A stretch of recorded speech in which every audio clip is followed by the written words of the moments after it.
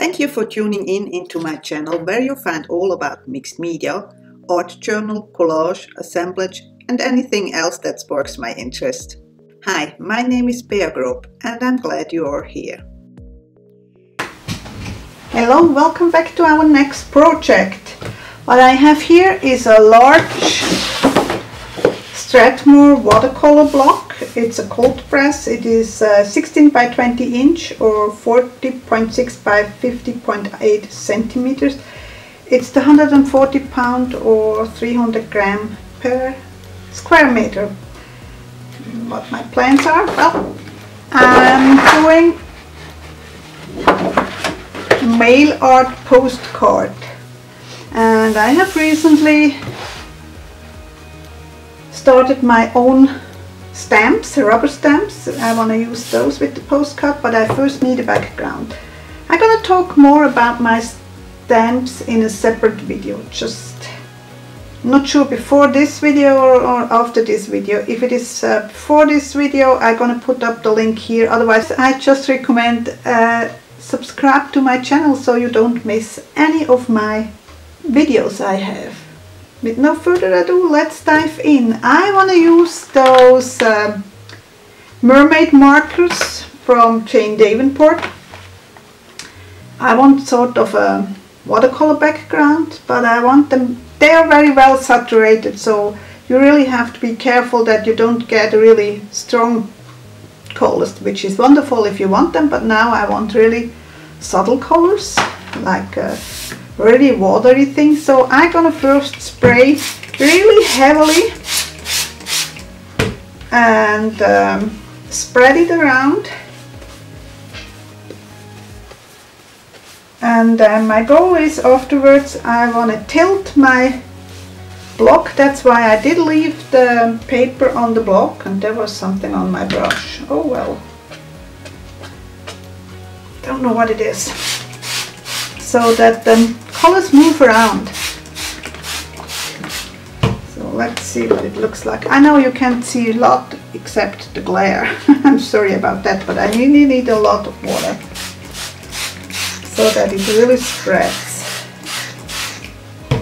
And that's why I use a heavy watercolor paper, so that it actually can handle that.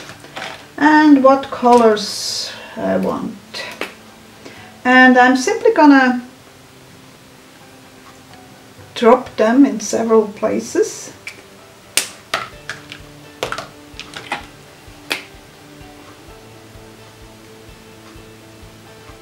Now this is a very intense color. I'm gonna spray it even a little bit more, just to be on the safe side.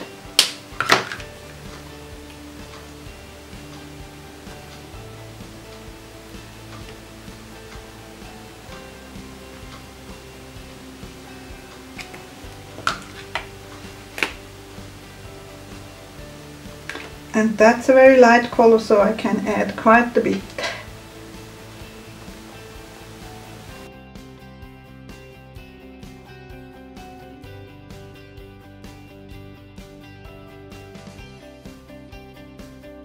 And maybe a little bit of this yellow.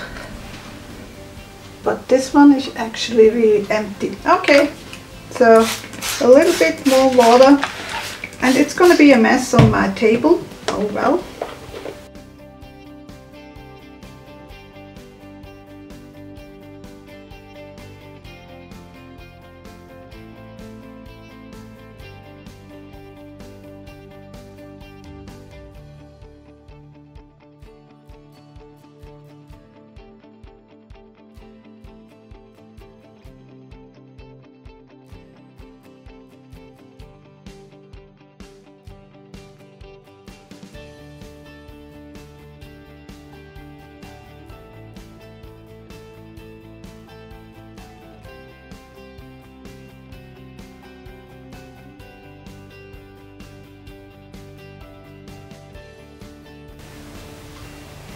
By the way, I'm gonna keep those and fill it with my own watercolor colors. So it was a good investment.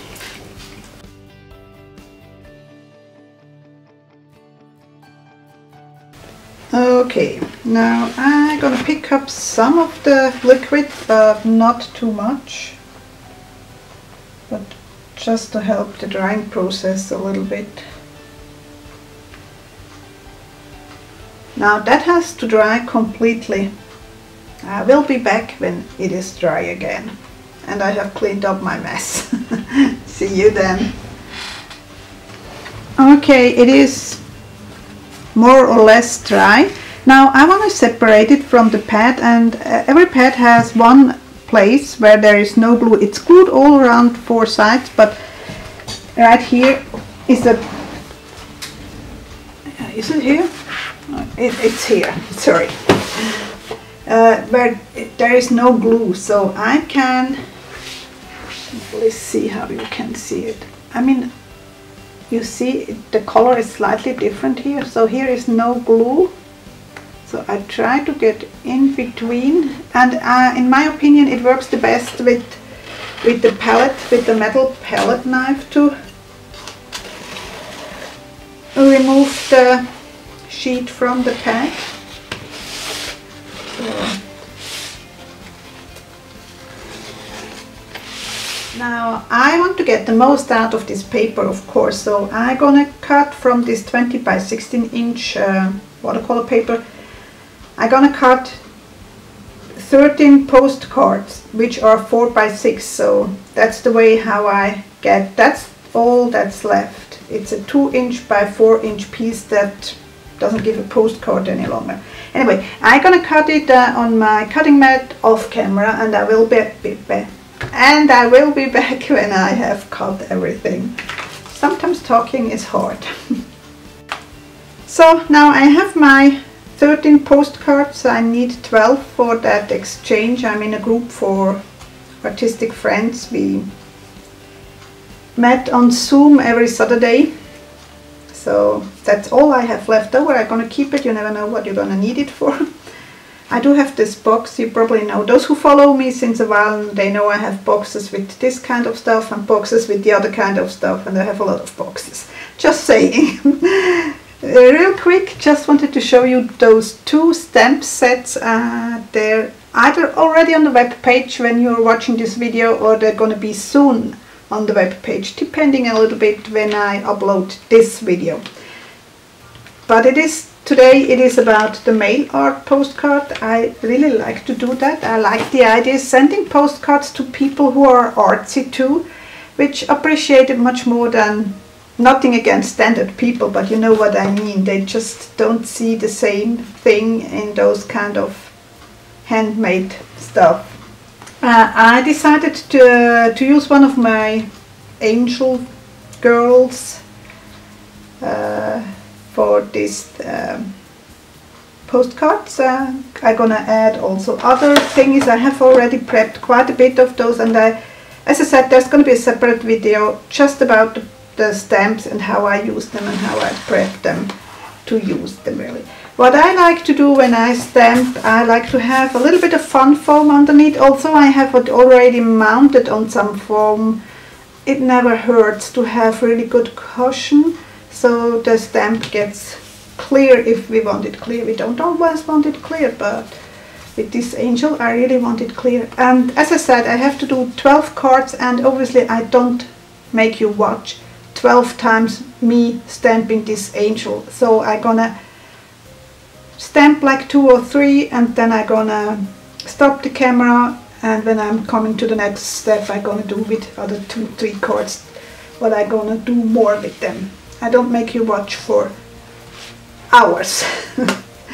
Anyway, I use the black StazOn for my angel. And I'm not sure how I want it. I didn't think about it before, you know. Yeah, I think I'm gonna do it like that.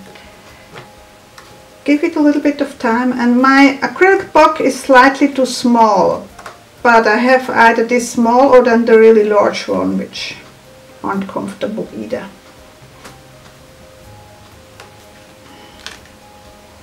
So that's my first stamp.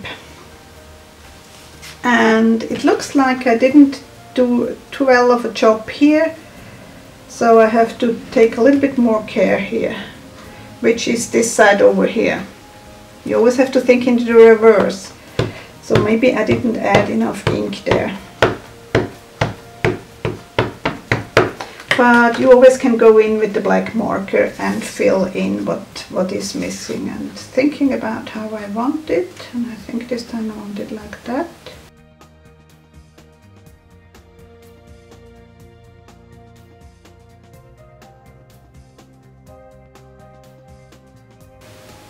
I never do it quite in the middle. That's kind of boring. I always have it like slightly sideways. Now I have all my cards stamped. I also have the saying, she had the soul of a gypsy, the heart of a hippie, and the spirit of a fairy. That's what I'm gonna stamp now. Just making sure that it is not upside down.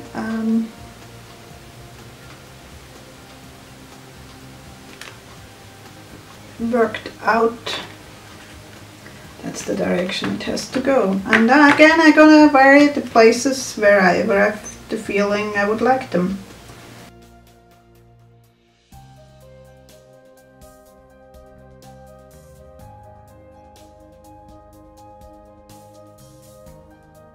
Now, just saying, I'm not always mounting it onto foam back. Sometimes I like, if I want to just like use it as mark making, I actually prefer the plain rubber. So I'm using this sort of spirals just as mark making tools. Here I'm not about perfect impression, it's more about something's going on.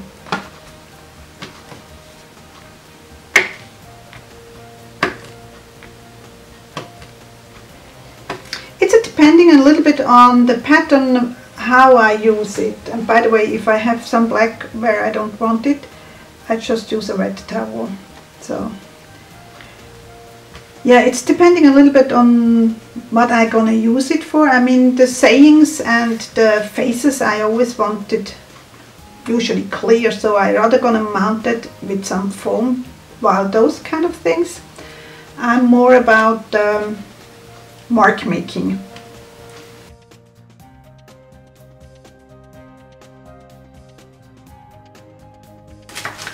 So I'm done with stamping. I do have distress ink here. I want to work a little bit at on the edges of the paper. So I'm gonna go in first with, this is seedless preserves. Obviously you have to adapt your colors to what you have on your cards.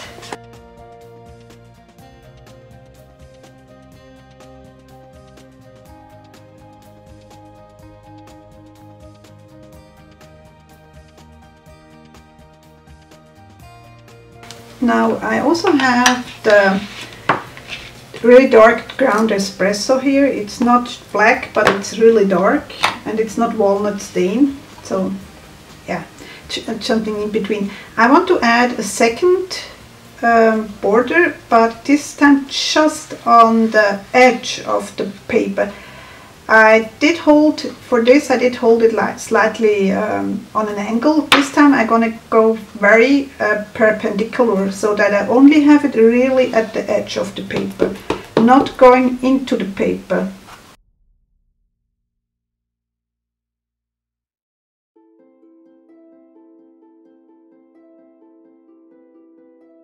Okay, I'm back. I went in actually with the sewing machine, and you probably can see it better on the back side.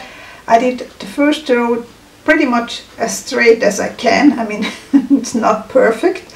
But then I went the second time cross over the first row. So that's what I did. To the card itself, it is a plain sewing thread, nothing fancy. It's a very basic sewing machine I have. Again, nothing fancy. But I also did cut backs for my cards because I want to mount them on this card, and I decided I actually gonna add them. I'm gonna add a little bit to the black, so it's 4¼ by 6¼ the card itself is 4 by 6. It looks nice with this black border around. Now before I go in with my markers, I like to mount them so that I get the all over appearance, so I see what it looks like and I can better decide what it needs and what not. I'm simply going to touch up some words here, maybe some in the faces if I missed with stamping, but I'm also going to add some doodling. That's my plan so far. Anyway, to mount those cards I use a tape glider. Simple glue would work, or those double-sided tapes. And again I'm gonna do just like one, and then I will be back when I have all of them mounted to the black background. I mean, there's nothing specific with mounting those cards, and it's actually a watercolor paper, and I'm gonna put it on the smooth side of the watercolor paper so that it has more contact with the glue strips. At least that's what I imagine it is. Now they came out pretty much pink, not a lot of variation. I think this one is the only one, or the only, yeah, there's mostly pink. Okay, now it's time to add some details. Not sure if it shows off. Yeah, it shows off. I'm gonna add a little bit of cheeks to my thingies, and it's a jelly roll in pink, metallic, and I'm also gonna use it for the lips. And I add a highlight to the eyes. I first have to test it. And I also add a little bit of mark making in white.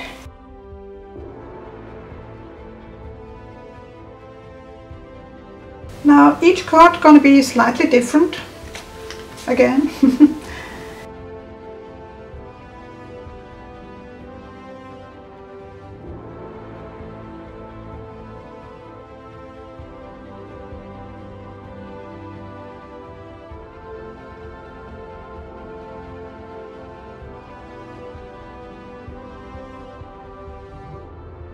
You probably can't see it, but it has a shimmer to it, this pen.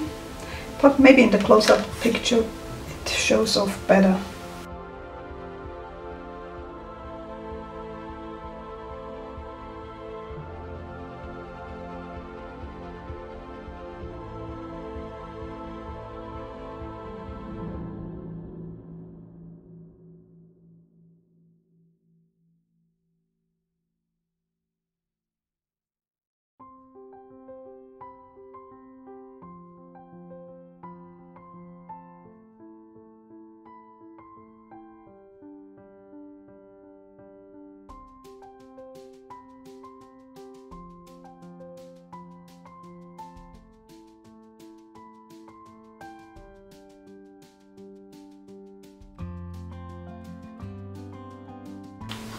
Okay, I think you get the idea what I'm doing with the rest of the cards. I'm gonna finish off camera, and then I come back and show you each card separate.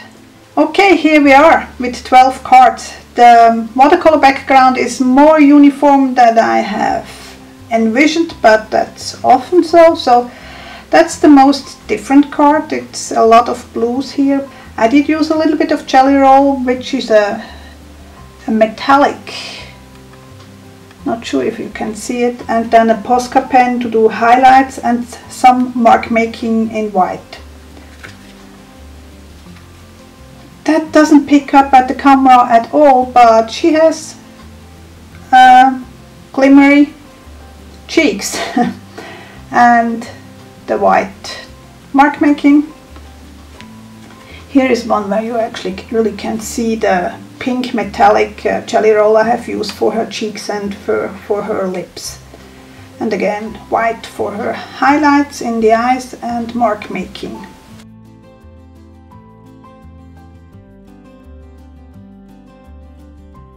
She has really a dark thingy in here, but I think it looks funny. I like it.